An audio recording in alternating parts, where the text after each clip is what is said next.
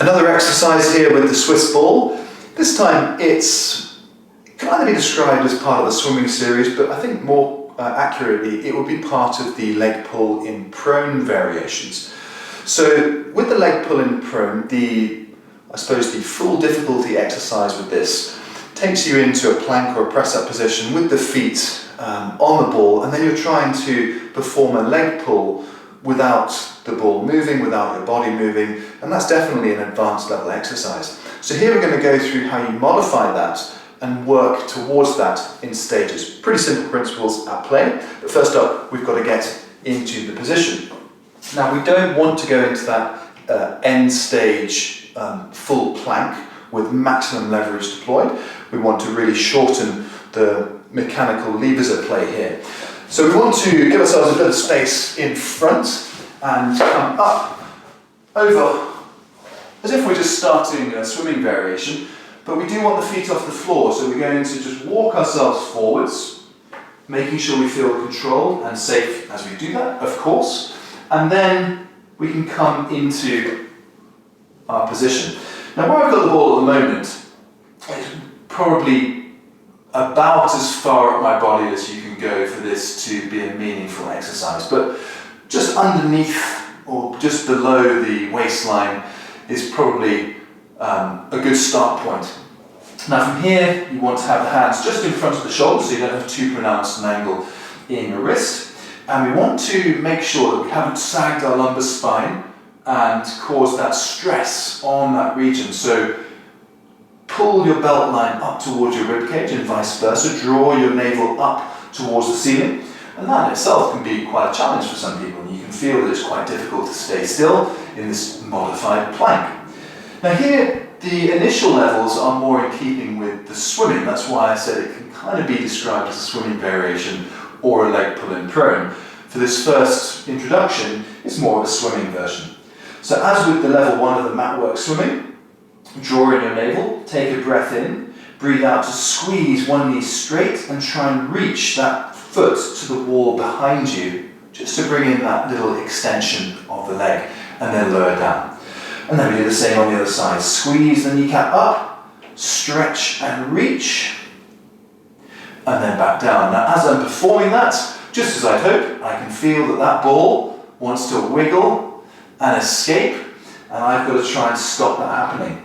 So as I perform my little swimming variations, my main focus is on keeping my lumbar spine, my pelvic alignment in a neutral position, and moving slowly and intentionally so that I give myself the best chance at keeping that Swiss ball still. The other thing to try and avoid here is bouncing off the other leg. You sometimes get this big bounce effect happening all over the place. So just getting that dissociation of movement with your swimming kick, really nice base level core stability exercise. Now to progress from that, we simply need to change the position of the ball. I'm going to shoot off the end if I'm not careful, so I'm just going to come back off and reposition the ball to start with so that I've got the ball in the position I want to. You could of course come over the top like this, just make sure that you're being sensible when you're getting on and off that ball.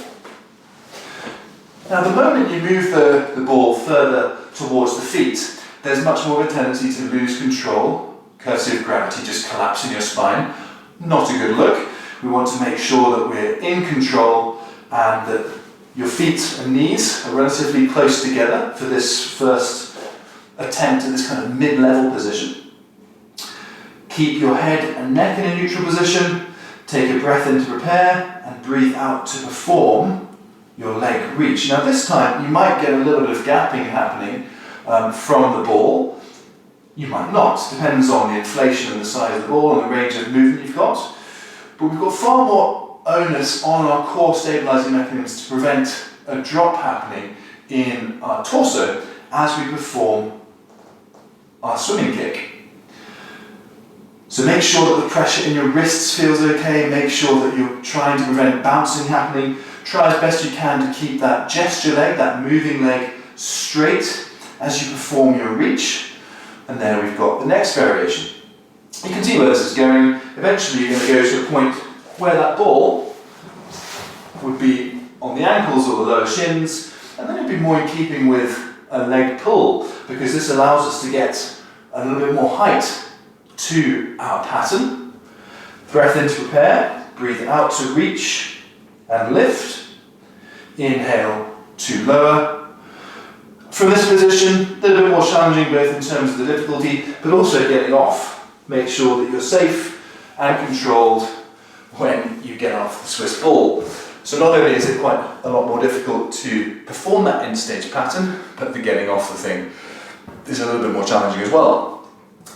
Now, whatever position you end up having the ball relative to your torso, the closer to your torso, the easier the variation, the further away, like on that final element I just demonstrated, the more difficult it will be. You've got to make sure that you are thinking about quality of movement and absence of discomfort. Wrist joints particularly, okay? Shoulder joints, along the collarbone, shoulder girdle as a whole. If you're pushing through discomfort and pain in order to try and get to that end level, it could be very counterproductive.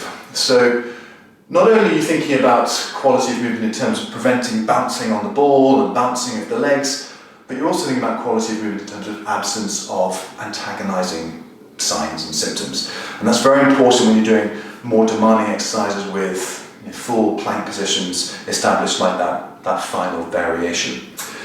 But that said, the Swiss ball, it's one of the reasons I love it so much is there's no hiding place with this. If you notice any movement in that ball, you know you've got room for improvement, and it should really challenge you, and it's near enough impossible to keep the thing truly static. But if you're getting to a point where there's no discernible difference from side to side, not only are you going to feel that working in your core mechanisms rather nicely, but you're also just going to be secure in the knowledge that you're getting that symmetry and that control, that bilateral control, which is indicative of greater levels of core stability. So that's why I really like this variation, and it will definitely provide you with a good challenge if you get to that final point.